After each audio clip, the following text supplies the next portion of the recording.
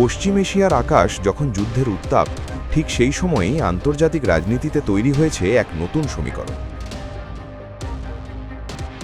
সাম্প্রতিক সংঘাতের আবহে ইরানের পাশে প্রকাশ্যে দাঁড়ালেন উত্তর কোরিয়ার সুপ্রিম লিডার কিম জং উন। পিয়ংইয়ং শুধু তেহরানের নতুন নেতৃত্বকে সমর্থনই জানায়নি, বরং যুক্তরাষ্ট্র ও ইসরায়েলের সামরিক হামলারও তীব্র নিন্দা করেছে। ফলে ইরানকে ঘিরে তৈরি হওয়া এই সংঘাত এখন ধীরে ধীরে বৈশ্বিক শক্তির অবস্থানকে স্পষ্ট করে তুলছে।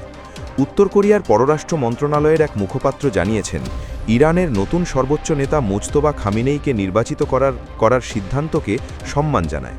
তিনি বলেন, একটি স্বাধীন রাষ্ট্রের জনগণের নিজেদের নেতৃত্ব বেছে নেওয়ার অধিকার রয়েছে এবং সেই সিদ্ধান্তকে সম্মান করা আন্তর্জাতিক সমাজের দায়িত্ব। ইরানের এক্সপার্টস অ্যাসেম্বলির মাধ্যমে নতুন সর্বোচ্চ নেতা নির্বাচনের ঘোষণাকে স্বীকৃতি জানিয়ে পিয়ংইয়ং জানায়, তেহরানের এই রাজনৈতিক সিদ্ধান্ত সম্পূর্ণভাবে তাদের অভ্যন্তরীণ বিষয়। একই সঙ্গে যুক্তরাষ্ট্র ও ইসরায়েলের বিরুদ্ধে কড়া ভাষায় সমালোচনা করেছে উত্তর কোরিয়া। তাদের দাবি, ইরানের ওপর চালানো সামরিক হামলা আন্তর্জাতিক আইন ও একটি সার্বভৌম দেশের মর্যাদাকে লঙ্ঘন করেছে। এই মুখপাত্র বলেন, এই ধরনের আক্রমণ শুধু একটি দেশের রাজনৈতিক ব্যবস্থাকেই দুর্বল করে না, বরং গোটা অঞ্চলের শান্তি ও নিরাপত্তাকে ঝুঁকির মুখে ফেলে। তার মতে, এই হামলা আন্তর্জাতিক পরিস্থিতিকে আরও অস্থিতিশীল করে তুলছে ও এর ফলে বিশ্ব রাজনীতিতেও গভীর প্রভাব ফেলতে পারে। গত 28 ফেব্রুয়ারি যুক্তরাষ্ট্র ও ইসরায়েলের যৌথ হামলায় ইরানের সর্বোচ্চ নেতা আলী খামেনেই নিহত হন। সেই ঘটনার পর থেকেই পশ্চিম এশিয়ায় নতুন করে সংঘাতের আগুন ছড়িয়ে পড়ে। এর আগে উত্তর কোরিয়া ওই হামলাকে গ্যাংস্টার সুলভ আচরণ বলে আখ্যা দিয়েছিল ও প্রকাশ্যে এর নিন্দা করেছিল। এই অবস্থান থেকেই এবার তারা ইরানের নতুন নেতৃত্বের প্রতি সমর্থন জানিয়ে আবারও স্পষ্ট বার্তা দিল। একদিকে একই সময়ে উত্তর কোরিয়া নিজেদের সামরিক সক্ষমতার বার্তাও দিতে শুরু করেছে। সম্প্রতি কিম জং উনের উপস্থিতিতে দেশটির নতুন যুদ্ধজাহাজ চোয়ে হিয়ন ডেস্ট্রয়ার থেকে কৌশলগত ক্রুজ ক্ষেপণাস্ত্রের পরীক্ষামূলক উৎক্ষেপণ করা হয়। উৎক্ষেপণের সময় কিম বলেন, বর্তমান আন্তর্জাতিক পরিস্থিতিতে একটি শক্তিশালী ও নির্ভরযোগ্য পারমাণবিক প্রতিরোধ ব্যবস্থা বজায় রাখা এবং তা আরও শক্তিশালী করা অত্যন্ত গুরুত্বপূর্ণ। তার মতে, দেশের নিরাপত্তা নিশ্চিত করতে পারমাণবিক শক্তি সবচেয়ে বড় প্রতিরোধ ক্ষমতা হিসেবে কাজ করতে পারে। দীর্ঘদিন ধরেই যুক্তরাষ্ট্র উত্তর কোরিয়ার পারমাণবিক কর্মসূচি বন্ধ করার চেষ্টা করে আসছে। তবে পিয়ংইয়ংয়ের দাবি, দক্ষিণ কোরিয়া এবং যুক্তরাষ্ট্রের সম্ভাব্য সামরিক হুমকি মোকাবিলার জন্যই তাদের এই পারমাণবিক অস্ত্রভাণ্ডার গড়ে তোলা হয়েছে। সাম্প্রতিক সময়ে অবশ্য কূটনৈতিক দিক থেকেও কিছু পরিবর্তনের ইঙ্গিত দেখা যাচ্ছে। আমেরিকার প্রেসিডেন্ট ডোনাল্ড ট্রাম্প প্রশাসন আবারও উত্তর কোরিয়ার সঙ্গে উচ্চ পর্যায়ের আলোচনা শুরু করার সম্ভাবনার কথা জানিয়েছে। অন্যদিকে কিম জং উনও ইঙ্গিত দিয়েছেন, যদি ওয়াশিংটন উত্তর কোরিয়াকে একটি পারমাণবিক শক্তিধর দেশ হিসেবে স্বীকৃতি দেয়, তাহলে দুই দেশের সম্পর্ক নতুন পথে এগোতে পারে। এই প্রেক্ষাপটে ইরানের পাশে কিম জং উনের প্রকাশ্যে সমর্থন আন্তর্জাতিক রাজনীতিতে একটি তাৎপর্যপূর্ণ বার্তা বহন করছে। অনেক বিশ্লেষকের মতে, এটি কেবল একটি সাধারণ কূটনৈতিক মন্তব্য নয়, বরং এর মধ্যে লুকিয়ে রয়েছে বড় রাজনৈতিক সংকেত। এমন অবস্থান আন্তর্জাতিক কূটনীতিতে প্রতীকী হলেও এর প্রভাব প্রায়ই গভীর হয়, কারণ একটি দেশের বক্তব্য অনেক সময় বৃহত্তর রাজনৈতিক অবস্থানকে প্রতিফলিত হয়। বিশেষজ্ঞদের মতে, উত্তর কোরিয়ার মতো একটি পারমাণবিক শক্তিধর রাষ্ট্র যখন প্রকাশ্যে ইরানের পাশে দাঁড়ায়, তখন বিষয়টি স্বাভাবিকভাবেই আমেরিকার নজরে আসে। ওয়াশিংটন এই অবস্থানকে সতর্কতার সঙ্গেই পর্যবেক্ষণ করবে বলেই মনে করা হচ্ছে। পিয়ংইয়ং বোঝাতে চাইছে যে পশ্চিমা শক্তির চাপের মুখে থাকা দেশগুলোর মধ্যে পারস্পরিক সমর্থনের একটি অদৃশ্য সেতু তৈরি করেছে। ভবিষ্যতে পশ্চিম এশিয়ার সংঘাত যদি আরও জটিল আকার ধারণ করে, তাহলে এই ধরনের অবস্থান যুক্তরাষ্ট্রের কৌশলগত পরিকল্পনাকেও নতুন করে ভাবতে বাধ্য করতে পারে। তাই অনেকের মতে, এই ঘটনাগুলো শুধু একটি অঞ্চলের সংঘাতের গল্প নয়, বরং ধীরে ধীরে বদলে যাওয়া বৈশ্বিক শক্তির সমীকরণের ইঙ্গিত, যেখানে প্রতিটি দেশের অবস্থানই ভবিষ্যতের বিশ্ব রাজনীতির নতুন করে পথরেখা আঁকতে শুরু করেছে।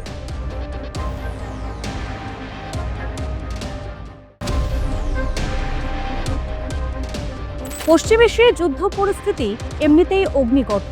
প্রতিদিনই যেন নতুন উত্তেজনা, নতুন অনিশ্চয়তা নিয়ে হাজির হচ্ছে। আর তার মাঝেই হঠাৎ এক ভাইরাল খবর ছড়িয়ে পড়তেই যেন বিশ্ব রাজনীতির মাটি কেঁপে উঠল।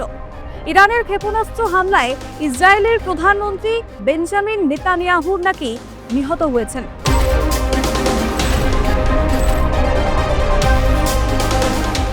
খবরটি প্রকাশ্যে আসার পর থেকেই দাবানলের মতো ছড়িয়ে পড়ে সোশ্যাল মিডিয়ায় এবং বিভিন্ন আন্তর্জাতিক সংবাদ মাধ্যমে। যদিও এই দাবির পক্ষে এখনো পর্যন্ত কোনো নির্ভরযোগ্য প্রমাণ সামনে আসেনি, তবুও যুদ্ধের উত্তপ্ত প্রেক্ষাপটে এই গুঞ্জন যেন ভূমিকম্পের মতোই নাড়িয়ে দিয়েছে বিশ্ব রাজনীতির অঙ্গনকে।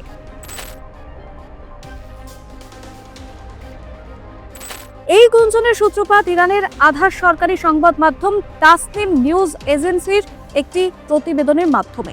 সেখানে দাবি করা হয়, ইরানের ক্ষেপণাস্ত্র হামলায় নেতানিয়াহুর সরকারি বাসভবন লক্ষ্যবস্তুতে পরিণত হয়েছিল। সেই সময় ঘটনাস্থলে উপস্থিত ছিলেন ইসরায়েলের জাতীয় নিরাপত্তা মন্ত্রী ইতামার বেন গভির। প্রতিবেদনে আরও বলা হয়, ওই হামলায় নেতানিয়াহু নিহত হয়েছেন এবং বেন গভির আহত হয়েছেন। তবে এই দাবির পক্ষে কোনো রকম প্রত্যক্ষ ছবি, ভিডিও বা নির্ভরযোগ্য সরকারি তথ্য প্রকাশ করা হয়নি, বরং কিছু বিচ্ছিন্ন তথ্য এবং পরিস্থিতিগত ইঙ্গিতকে একত্র করে একটি নাটকীয় বর্ণনা তৈরি করা হয়েছে, যা নতুন করে নানা জল্পনা কল্পনার জন্ম দিয়েছে। তাসনিমের প্রতিবেদনে এই দাবির উৎস হিসেবে উল্লেখ করা হয়েছে রাষ্ট্রসংঘের সাবেক অস্ত্র পরিদর্শক স্কট রিটনের নামে সামাজিক মাধ্যম এক্স হ্যান্ডেলে ছড়িয়ে পড়া একটি পোস্ট।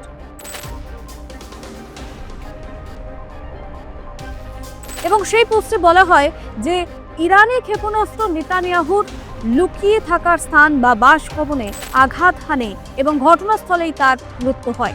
একই সঙ্গে আরও দাবি করা হয়, এই হামলায় নেতানিয়াহুর ছোট ভাই ইদ্দো নেতানিয়াহু নিহত হয়েছেন। কিন্তু যে অ্যাকাউন্ট থেকে এই পোস্টটি করা হয়েছে সেটি সত্যিই স্কট রিটনের কিনা, তা ভুয়ো কিনা, সেই বিষয়টি এখনো পর্যন্ত নিশ্চিত করা যায়নি। ফলে পুরো ঘটনাটি আরও বেশি সন্দেহ এবং অনিশ্চয়তার মধ্যে পড়ে গেছে। প্রতিবেদনটিতে সরাসরি হামলার কোনো রকম প্রমাণ না থাকলেও কয়েকটি পরিস্থিতিগত বিষয় তুলে ধরা হয়েছে।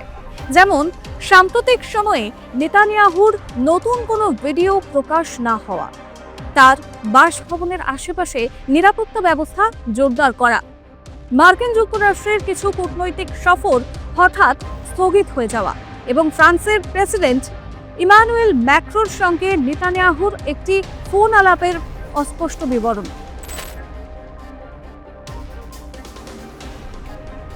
আর এসব তথ্যকে একত্র করে এমন একটি ধারণা তৈরি করা হয়েছে যেন কোনো রকম বড় ঘটনা ঘটেছে, যদিও তার সরাসরি প্রমাণ পাওয়া যায়নি।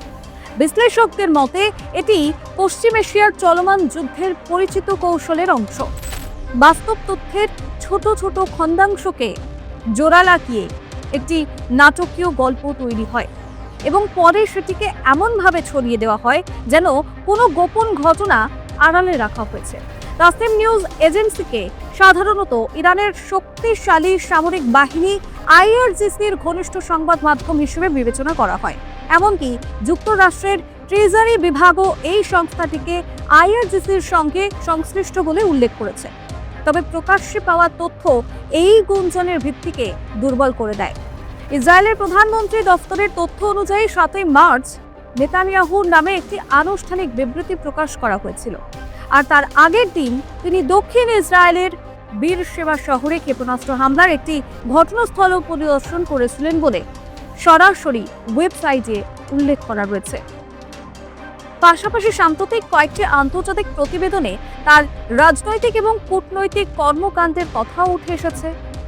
এর মধ্যে রয়েছে প্রেসিডেন্ট ম্যাক্রোর সঙ্গে তার একটি ফোন আলাপ, যা ফরাসি প্রেসিডেন্টের দপ্তর থেকেও নিশ্চিত করা হয়েছে।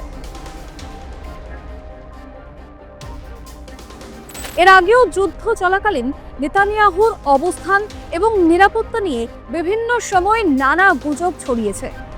এক পর্যায়ে ইরানের সামরিক সূত্র দাবি করেছিল যে একটি হামলার পর নেতানিয়াহুর ভাগ্য অস্পষ্ট। তবে পরে ইসরায়েলের প্রধানমন্ত্রী কার্যালয় সেই দাবিকে সরাসরি ভুয়ো বলে উড়িয়ে দিয়েছিল। একই ধরনের একটি ঘটনার পর চীনের রাষ্ট্রীয় সিনহুয়া নিউজ এজেন্সিও জানিয়েছিল জেরুজালেমে নেতানিয়াহুর কার্যালয়ের আশেপাশে কোনো রকম ক্ষেপণাস্ত্র হামলা চিহ্ন পাওয়া যায়নি। বিশ্লেষকদের মতে যুদ্ধের সময় তথ্যের ঘাটতি বা অস্পষ্টতা অনেক সময় বড় ধরনের গুজবের জন্ম দেয়। কোনো কূটনৈতিক সফরের সময়সূচি বদলে যাওয়া কিংবা কোনো অস্পষ্ট সরকারি বিবৃতি। ফলে নেতানিয়াহুর মৃত্যুর এই দাবি আপাতত প্রমাণহীন জল্পনা হিসেবেই বিবেচিত হচ্ছে। তবুও এই ঘটনার একটি বড় শিক্ষা রয়েছে। যুদ্ধের সময় তথ্য শুধু খবর নয়, অনেক সময় তা হয়ে ওঠে কৌশল এবং মানসিক লড়াইয়ের অস্ত্র। তাই পশ্চিম এশিয়ায় চলমান সংঘাতে প্রতিটি দাবি যেন ভূমিকম্পের ক্ষুদ্র কম্পনের মতো, যা মুহূর্তেই নাড়িয়ে দিতে পারে বিশ্ব রাজনীতিকে।